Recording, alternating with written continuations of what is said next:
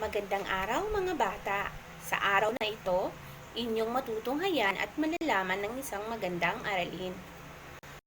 Bago tayo mag-umpisa, magpapakilala muna ako. Ako nga po pala ang inyong magiging guro, si Teacher Tina. Tungkol ba saan ang ating pag-aaralan? Tungkol ito sa pagsusunod-sunod sa mga pangyayaring naganap sa ating buhay at sa ibang taong nakapaligid sa atin. Pero bago tayo magsimula sa ating aralin, umpisahan muna natin ito sa isang panalangin. Kung alam ninyo ang kanta, pwede kayong sumabay.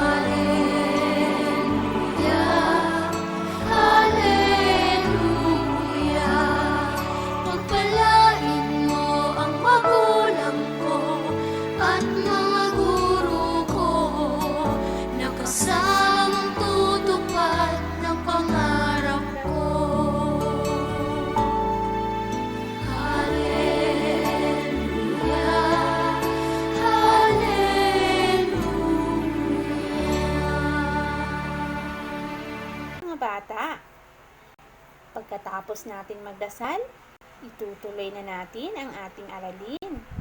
Sana ngayong umaga ay may matutunan kayo. Pero bago tayo tumuloy, alamin po muna natin kung ano yung mga pinag-aralan natin noon. Mary Jane, natandaan mo ba kung ano yung pinag-aralan natin tungkol sa komunidad? Pwede ka bang magbigay sa akin ng mga lugar na matatagpuan natin sa ating komunidad?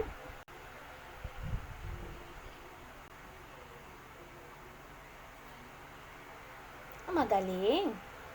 Mary Jane, ano ang tawag dun sa lugar kung saan dito pumupunta ang mga tao upang bumili ng mga pangangailangan nila sa araw-araw?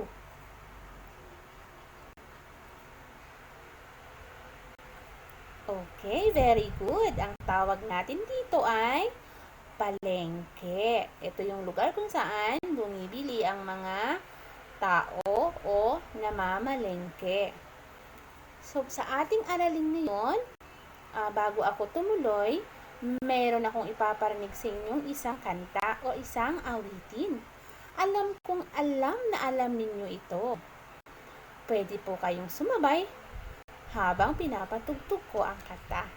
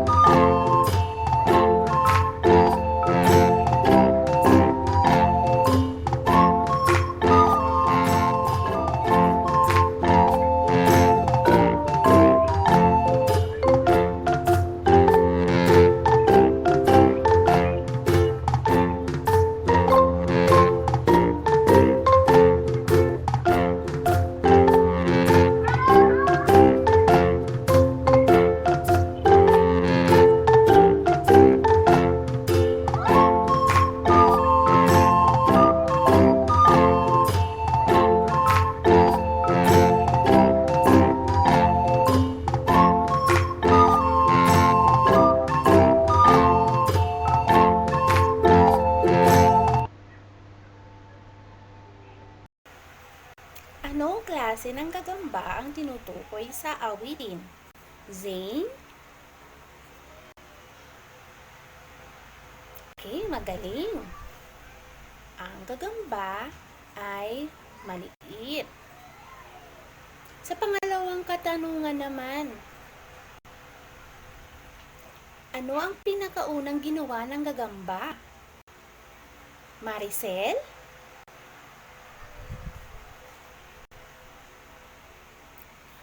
Okay, magaling din. Umakyat siya sa sanga. Yan ang pinakauna niyang ginawa. Pangatlong katanungan. Pagkatapos umakyat sa sanga, ano naman ang sumunod na nangyari? Andrea?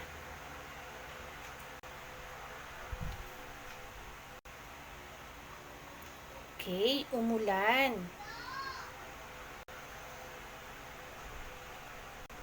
Nang sumikat ang araw, ano ang sunod na nangyari sa sanga? Ano kaya ang nangyari sa sanga? Rosalie.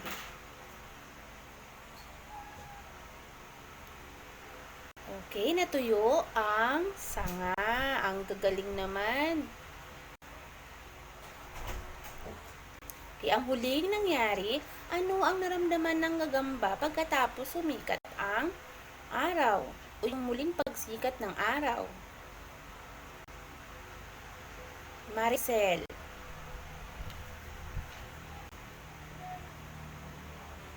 Okay, lagi na silang masaya. Ang gagaling ng mga estudyante ko ngayong araw. Okay, mga bata. Ngayon, alam nyo na ang huli, una, at ang mga sumunod na nangyari doon sa kinanta nating ang maliliit na gagamba. Ngayon naman, subukan ulit natin. May ipapakita ako sa inyong mga larawan. Sasabihin nyo ang U kung ito ay unang nangyari, H naman kapag huling nangyari. May papakita ko sa inyong mga larawan, mga bata. Ano nga po ulit ang sasabihin? Letrang U at letrang H. Handa na po ba kayo? Okay, magaling. Umpisahan ko na. Ang unang larawan ay mansanas. Maricel, sa unang larawan ng mansanas, ano po kaya ang isasagot mo? Or ano ang sagot mo? Letter U or letter H? Okay, magaling. Letter H. Yung sumunod naman po, Maricel. Okay, letter U. Yung una po kasi, kinain na. So, ibig sabihin, huli siyang nangyari. Doon sa pangalawa namang larawan, una, ibig sabihin po, hindi pa nakakain o hindi pa kinagat o hindi pa kinagatan. Okay, pangalawang larawan naman po, Andrea. Meron po diyang bata. Una at pangalawa. Sa unang larawan, Andrea, ano kaya po ang sagot? Okay, letter U. Kasi nagpapalobo pa lang siya ng balloon or lobo. Sa pangalawa naman, Andrea, ano ang sagot? H. Kasi pumutok na yung lobo. So, yan yung huling nangyari. Okay, sa pangatlong larawan naman, Mary Jane. May dalawa akong kandila dyan. Sa unang larawan ng kandila, ano po ang sasagot? Okay, U kasi una. Sa pangalawa po, H kasi huli. Yung una po kasi, mataas pa, ibig sabihin, hindi pa siya tunaw. Yung huli, tunaw na. So, yan yung huling nangyari doon sa kandila. Ang gagaling! Magagaling ang mga estudyante ko ngayong araw.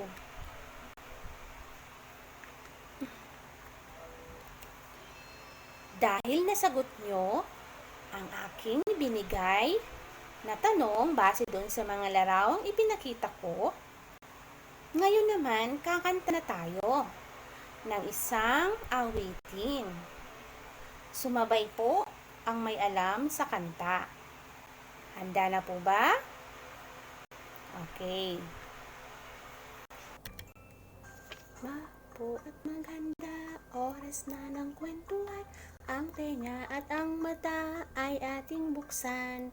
Oras na ng kwentuhan, kwentuhan, kwentuhan. Oras na ng kwentuhan, handa na kong makinig. Kwentuhan, kwentuhan, kwentuhan. Oras na ng kwentuhan, handa na kong makinig. Maupo at maghanda, oras na ng kwentuhan. Ang tenga at ang mata ay ating buksan. Oras na ng kwentuhan, kwentuhan, kwentuhan. Oras na ng kwentuhan, handa na kong makinig. Oras na ng kwentuhan, kwentuhan, kwentuhan. Oras na ng kwentuhan, handa na kong makinig. Ayan mga bata, handa na po bang makinig? Magaling! Ang mga larawan na ito ay makikita natin sa ating kwento. Mga bata, sino na sa inyo ang nakapunta sa palengke? Zane, nakapunta ka na ba sa palengke? Ano ang ginawa mo sa palengke? Okay, magaling. Sa palengke, bumibili ang mga tao ng mga pangangailangan nila sa pang-araw-araw. So, nabanggit ko ang palengke. Mayroon akong 4 na larawan. Sasabihin nyo lang kung X kapag ang palengkeng pinakita ko ay ayaw nyo. Check naman kung ang ipinakita kong palengke ay gusto nyo. Handa na po ba? Okay, umpisahan na natin. Yan ang unang palengke. Andrea, ano po kaya ang sagot dyan? Ano po ang gusto mo po ba yan or ayaw? Okay, so check. Gusto niya ng malinis na palengke at magandang palengke. Okay, next. Ayan, Mary Jane. Okay, X kasi po, masikip, maraming tao. Ayaw ni Mary Jane ng ganyang palengke. O yan naman, Beth, ano naman yan? Gusto mo bang ganyang palengke o ayaw? Ayaw niya rin ng ganyang palengke. So, anong sagot niya? X. Kasi po, madumi ang palengke. Kahit ako naman, ayaw ko ng maduming palengke. Okay, ang huling larawan ay palengke ng mga karne at tuyo. O Maricel, gusto mo ba ng ganyang palengke? Check or X? Okay. Diyan po, depende ang sagot natin. Kasi po, may mga palengke tayong may tindang malalansa. So, hindi natin maiwasan ang ganyang palengke may amoy or mabaho. So, check or X. So, depende sa sagot nyo. Ang gagaling talaga ng mga estudyante ko ngayong araw. Okay. So, ang palengke ay isang lugar kung saan tayo namimili ng mga pangangailangan natin. So, bago ako magtuloy-tuloy sa aking kwento, meron muna tayong mga salitang dapat tandaan.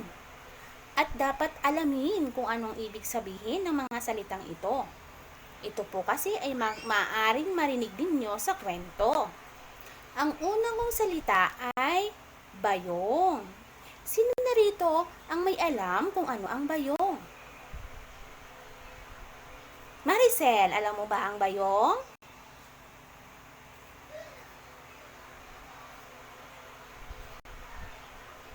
Okay, ang bayong ang ginagamit sa pamamalengke. Ginagamit ito ng mga namimili sa palengke. Kasi po, bawal ang plastic. Gagamitin natin yan ng bayong, lalagyan ng mga pinabili natin, mga prutas at gulay. May iba't ibang klase ng bayong, may makukulay din. Okay, ang sumunod ko namang salita ay munting kalan at palayok. Sino rito ang may idea kung ano ang munting kalan at palayok? Zane, alam mo ba ang munting kalan at palayok? Okay, karagdagang idea mga bata. Ang munting kalan at palayok ang ginagamit noong unang panahon sa pagluluto.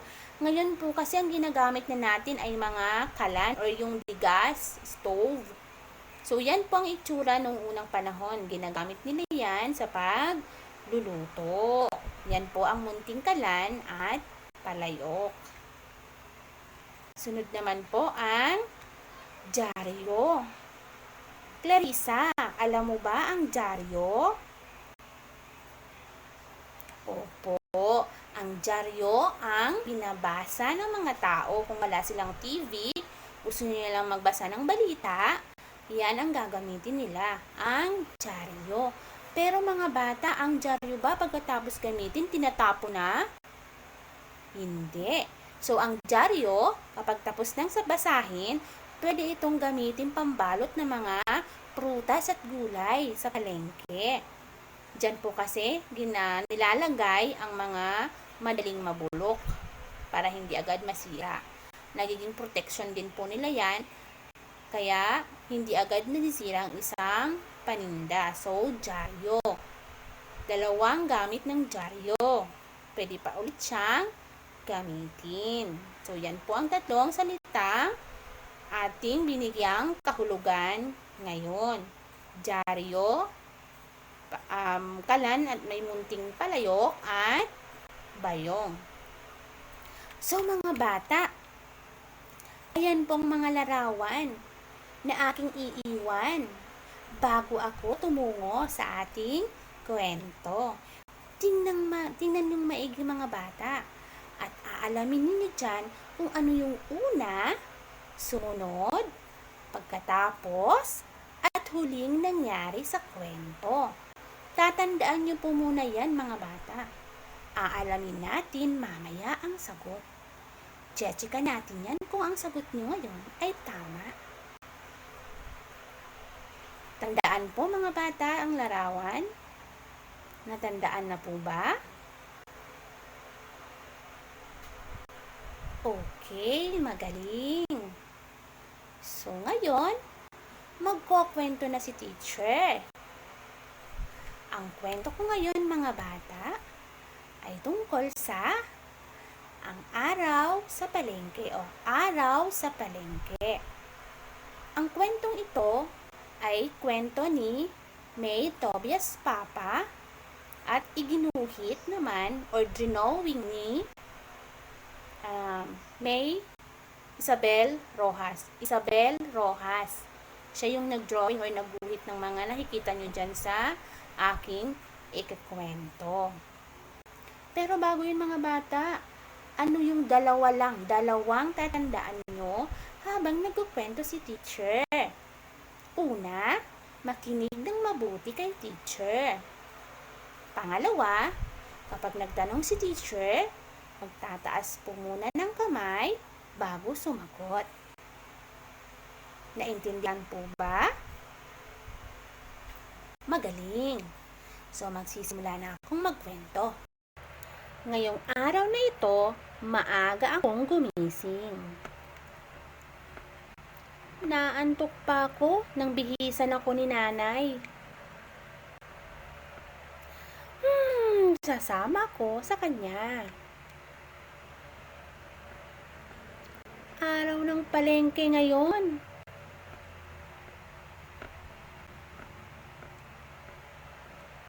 Makinig ka ng mabuti, ang sabi ni nanay. Humawa ka ng mahigpit ha, para di ka mawala at hindi pwedeng magturo ng ipabibili. Opo, nanay, pangako po, ang sabi ko.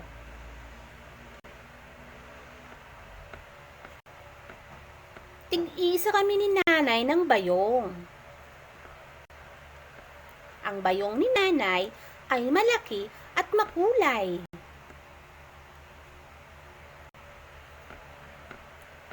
Ang bayong ko naman ay maliit at kulay dilaw.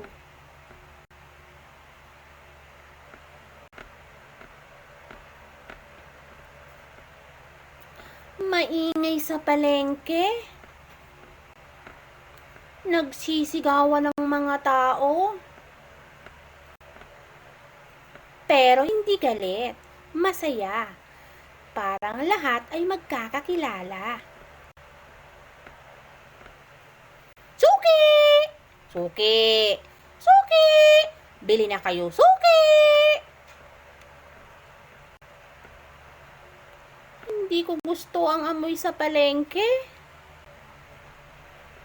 Amoy karne, manok at isda. Ayoko dyan. Ngunit bakit tila tuwang-tuwa naman si nanay sa kaamoy sa mga yun? Sariwa nga. Isa nga po dito. Mainit sa palengke at saka maputik. Kaya pala gusto ni nanay na maaga kami. Masikip sa palengke kapag magtatanghali.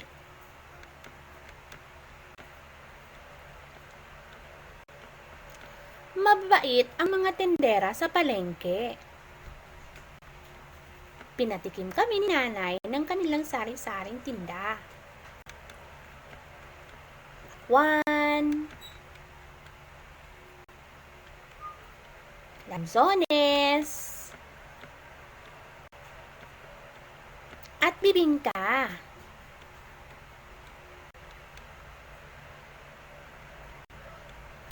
Pinuno din nila ang aking maliit na bayong ng iba't ibang bagay.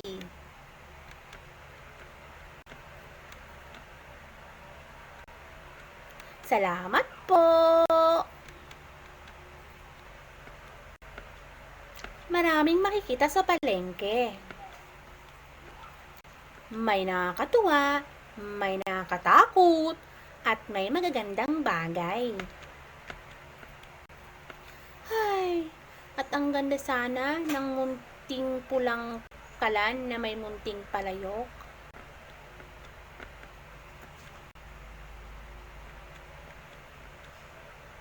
Ang sarap magluto-lutuan. Pero may pangako ako kay nanay.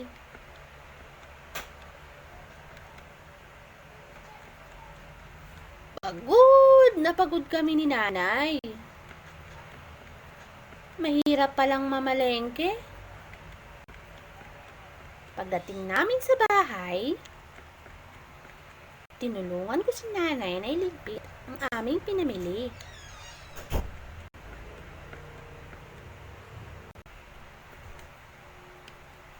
Teka, ano yung nakabalot sa dyaryo? Parang pamilyar ang hugis.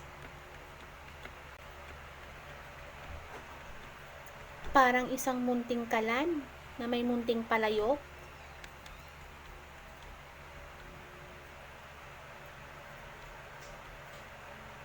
Yay! Salamat, nanay!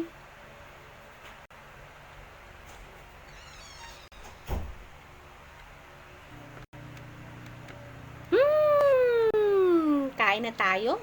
Ito sa'yo, at syempre sa'yo din. Yay! At dyan nagtatapos ang ating kwento. Noon mga bata, napakinggan nyo na ang kwento sa araw sa palengke. Okay. Base doon sa nabasa nating kwento or pinakinggan ninyong kwento, sino-sino kaya ang mga tauhang nabanggit? Maricel, maaari mo bang ibigay ang mga tauhan na nabanggit sa kwento? Magaling! Ang mga tauhan na nabanggit sa kwento ay ang nanay at ang anak. Base doon sa napakinggan ninyo, ano kaya ang unang nangyari? Clarissa, masasabi mo ba kung ano yung unang nangyari sa kwento?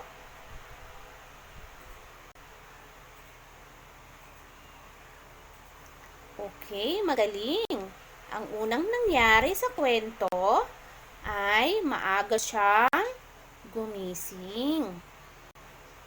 Rosalie, ano naman kaya ang sumunod na nangyari pagkagising niya at pagkabihis niya?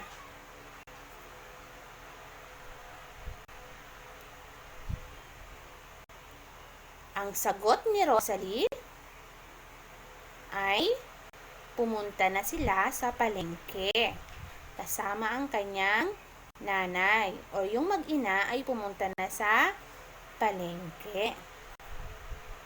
Bakit kaya ayaw na ayaw ng batang babae sa palengke? Mary Jane, bakit kaya ayaw na ayaw ng bata sa palengke?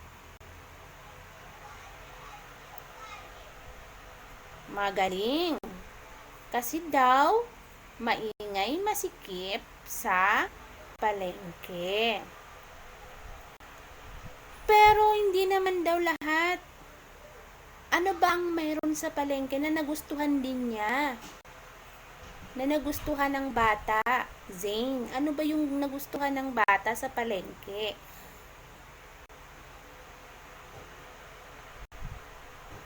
Magaling! Mababait naman daw kasi ang mga tindera sa palengke. Kaya nagustuhan niya na rin sa palengke.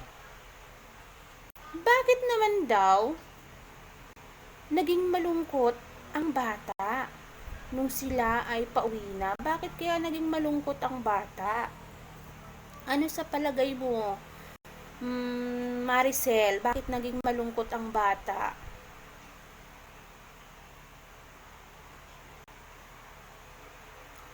Okay, hindi niya kasi nabili yung gusto niya sanang kalan na may palayok. Kasi may pinangako siya sa kanyang nanay na huwag magtuturo na bibili, bawal magturo. Kaya, hindi na lang siya nagsabi sa kanyang nanay na gusto niya ng kalan na may palayok. Ano ang huling nangyari mga bata doon sa kwento? Zane, ano ang huling nangyari doon sa kwento? Okay, magaling. Ang huling nangyari sa kwento, nagluto-lutuan yung bata. Kasi po, binilhan pala siya ng kanyang nanay na palayok, kalan na may palayok. Hindi lang sa kanya sinabi. Surprise daw. So, ang pinaka naramdaman ng bata ay siya ay masaya. Naging masaya yung bata kasi nakapagluto-lutuan na siya gamit ang munting kalan na may palayok. So, magagaling ang mga anak ko ngayon, ang mga estudyante ko ngayon, ang gagaling. Mga bata, naalala nyo ba yung 4 na larawang iniwan ko sa inyo kanina bago ako magkwento? Okay, ito yung 4 na larawan. Aalamin na natin dyan mga bata kung ano yung una, huli, pagkatapos, or sumunod na nangyari. Lalagyan lang natin ng 1, ng bilang na 1, na 2, 3, and 4. Or bilang na una, pangalawa, pangatlo, at pang-4. Number 1, number 2, number 3, and number 4. Okay mga bata, dyan sa nagbibihis, binibihisan siya ng kanyang nanay. Ano po kaya iyan? Pangalawa, una, sumunod, huling nangyari. Okay, magaling. Yan ang unang nangyari. Diyan naman sa ibaba niyan, yung nakasakay sila sa jeep. Ano po kaya iyan? Yan ba ay sumunod sa 1 or huling nangyari? Okay, magaling. Yan ang pangalawang nangyari o sumunod na nangyari. Pagkatapos nila mga batang sumakay sa sasakyan, papunta ng palengke, ano na kaya ang sumunod na nangyari? Okay, nasa palengke na sila ngayon. So, ang sumunod na pangyayari ay nasa palengke na sila at namimili na. Ano naman kayang huling nangyari? Diyan sa 4 na larawan, alin ang pinakahuli? Siyempre, yang nag-aayos na sila ng kanilang pinamili. So, balikan ulit natin ang unang larawan. Ang una, tandaan po, ang una, pagkatapos nilang bihisan, ang sumunod na nangyari ay sumakay. Yun sumunod na nangyari ay sumakay. Pagkatapos ay nasa palengke na sila. At ang huli ay nag-aayos na sila ng pinamili. So mga bata, tatandaan natin ang mga salitang binanggit ko. Una, huli, pagkatapos, sunod, at bago. Yan ang mga salitang tinatandaan sa pagsusunod-sunod sa mga pangyayari sa kwento. Ulitin nga po ulit. Una, huli, pagkatapos, sunod, at bago. Magagaling! Sana matandaan ang mga salitang iyan. Okay, mga bata, ngayon ay magbibigay si teacher ng gawain. Pero bago ako magbigay mga bata ng gawain, meron ako ditong batayan kung paano ko kayo bibigyan ng marka. Isang star, isang bituin, kung hindi ka masyadong isa sa gawain o hindi ka sumasagot sa mga gawain, sa mga tanong.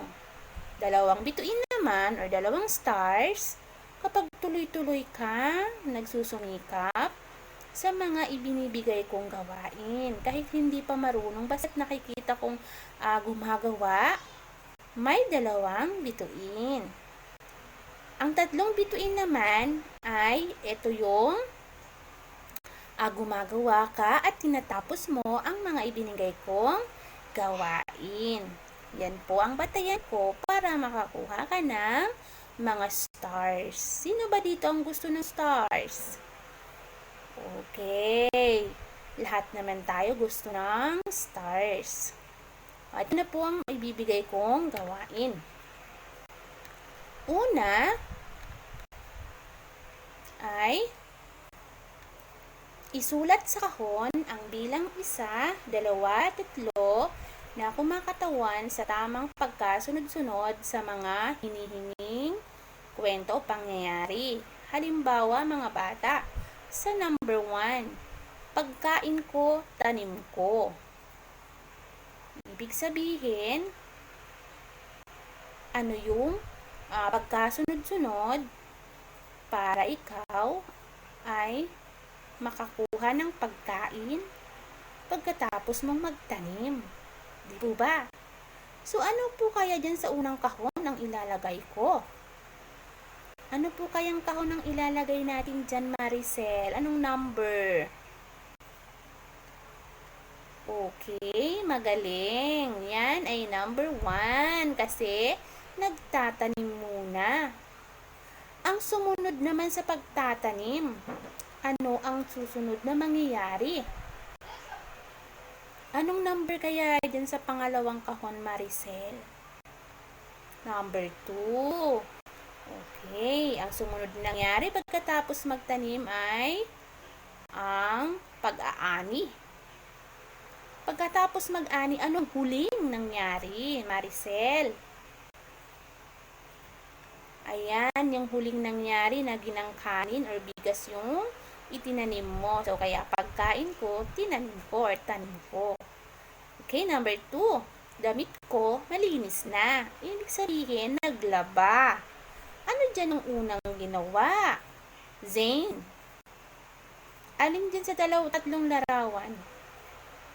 Sa unang kahon, pangalawang kahon, o pangatlong kahon? Magaling! Sa pangalawang kahon ang number 1. Makikita dyan na naglalaba ang isang babae. Pagkatapos maglaba, so ang unang ginawa ay maglaba.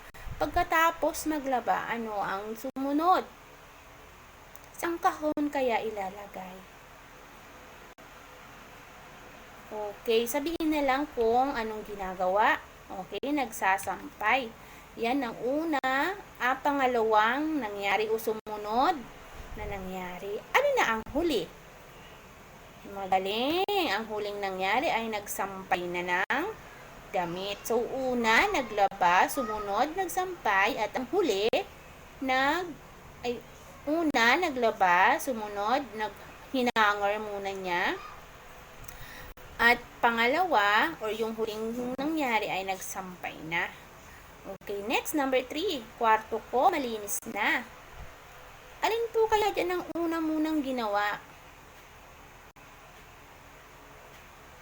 Clarissa, ano kaya ang unang niyang ginawa muna dyan sa kwarto? Okay, natulog muna siya. Yan ang unang gawa. Pagkatapos niyang matulog, syempre nagising na siya. Ano na ang ginawa ng bata? Okay, yan ang pangalawa o sumunod na nangyari. Nagligpit siya ng kanyang hinigaan. So, ang huling nangyari, Clarissa, ay ayan na, malinis na ang kanyang kwarto. Magagaling ang mga estudyante ko ngayon. Okay, next. Pangalawang gawain naman tayo. Ano ang gagawin? May gagawin tayo dyan, story map. Alam niyo po bang story map? Ang story map ay ang pagkasunod-sunod din ulit ng mga pangyayari sa kwentong aking binasa. So, ang gagawin, ididikit ang mga larawan sa kahon ayon sa pagkasunod-sunod sa mga pangyayaring naganap sa kwentong nabasa. So, meron ako dyan na ilang larawan ba iyan? 1, 2, 3, 4, 5, 6, 7, 8. Meron akong 8 larawan na kinuha ko doon sa kwento. Ngayon, ididikit natin yan dyan sa kabila, dyan sa kulay puting mga kahon. Sa unang kahon, may nilagay na ako na 1. So, yun ang unang nangyari. Sa baba naman, may nilagay na akong 8. Yan yung huling nangyari. So, sa mga bata, ano sa palagay ninyo ang una dyang ginawa or unang nangyari sa kwento? Zane?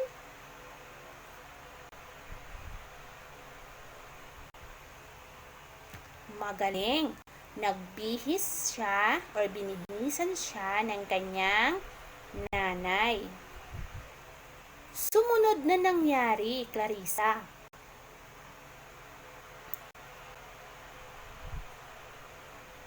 Ayan, sumakay sila sa sasakyan papuntang palengke. Bago sila pumunta sa palengke, sumakay muna sila ng sasakyan. Pagkatapos nilang sumakay, syempre bumaba na sila. Alin na kaya dyan ang sumunod na nangyari, Clarissa? Ulit. Ayan, nasa palengke na sila at namimili. Ngayon naman, Rosalie, ano ang sumunod na nangyari dyan? Pagkatapos nilang mamili. Ayan, inayos na ang mga pinamiling mga pagkain. Beth, pagkatapos niyong ayusin ang pinamiling pagkain. Ano kaya ang sumunod na nangyari? Alin kaya dyan sa mga larawan na yan? Okay, yung may tinitingnan siya sa basket or sa bayong. Yan yun, parang may napansin siya sa bayong. Pagkatapos, Rosalie, pagkatapos ay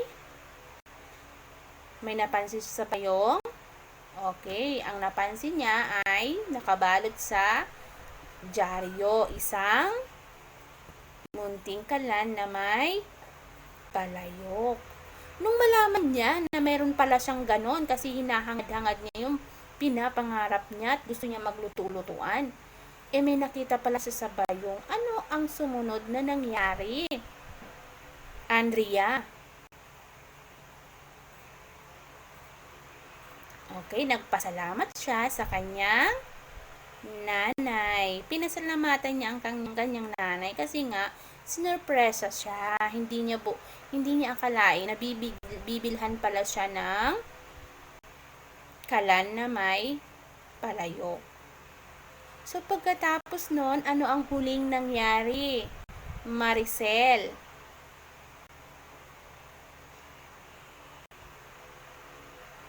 Okay.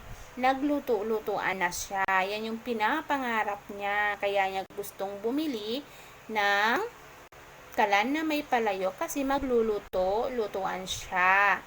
Kaya ang naramdaman niya sa araw na iyon ay siya ay masaya. Hindi na siya nakaramdam ng pagod galing sa palengke.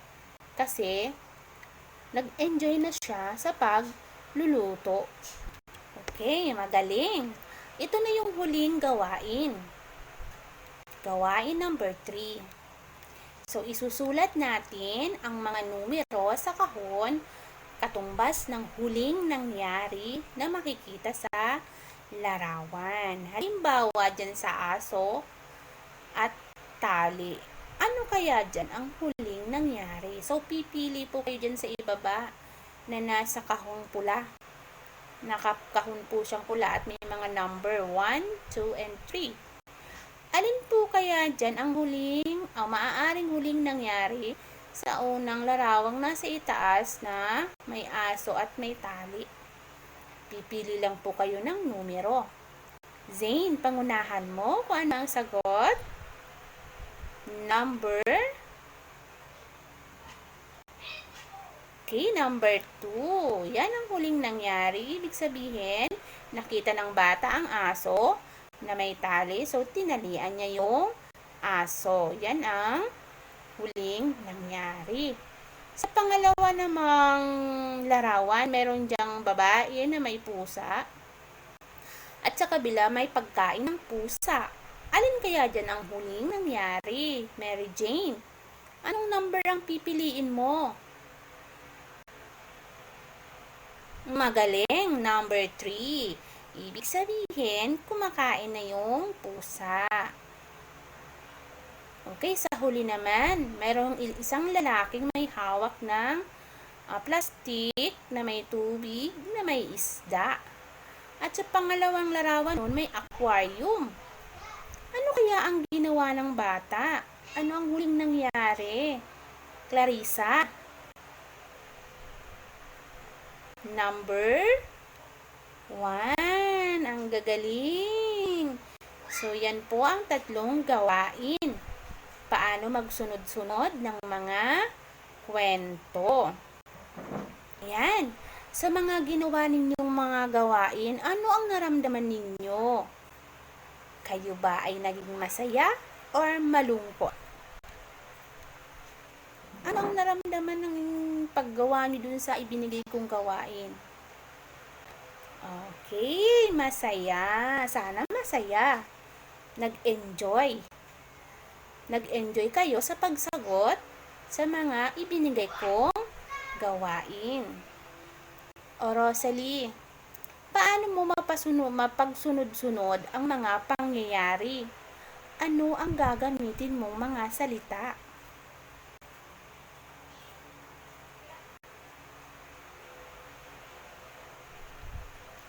Okay? Ang mga gagamitin nating mga salita upang malaman ang pagkasunod-sunod na mga pangyayari ay una, huli, pagkatapos, sunod, at bago. Magagaling. Ang galing-galing naman ni Rosaling sumagot. Natandaan niya ang mga salita. Huwag kang kalimutan. Ulitin nga po ulit natin. Sino po ba ang gustong umulit? Betsaida, pakiulit nga po ang mga salitang gagamitin natin upang malaman ang tamang pagkasunod-sunod ng mga pangyayari ay una, huli, bago, pagkatapos, at sunod. Pakiulit po, Betsaida.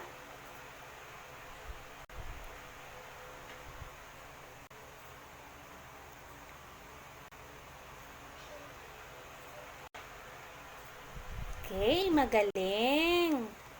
Huwag kakalimutan. Okay, mga bata. Meron ako sa inyong ibibigay na karagdagang gawain. Ano po ba itong karagdagang gawain? Ito po ay gagawin ninyo sa inyong mga tahanan. Hihingi kayo ng tulong sa inyong mga magulang o kung sino mang nakakatanda na kasama nyo sa inyong bahay. Ito po ang gagawin. Meron po diyang mga larawan na nagpapakita kung paano magsunod-sunod ng mga pangyayari sa tamang paghuhugas ng kamay. Kailangan po kasi yan natin, lalo na sa panahon ngayon. Meron tayong kinaharap na pandemic o yung tinatawag nating COVID. So, kailangan nating maging malinis lagi ang ating kamay. So, dapat alam natin kung ano yung tamang pamamaraan sa paghuhugas ng kamay. So, yan po ang inyong karagdagang gawain. Naintindihan po ba? Magaling. So, bago tayo magsiuwian, mayroon muna akong ipapatugtog na awitin. Wala munang aalis.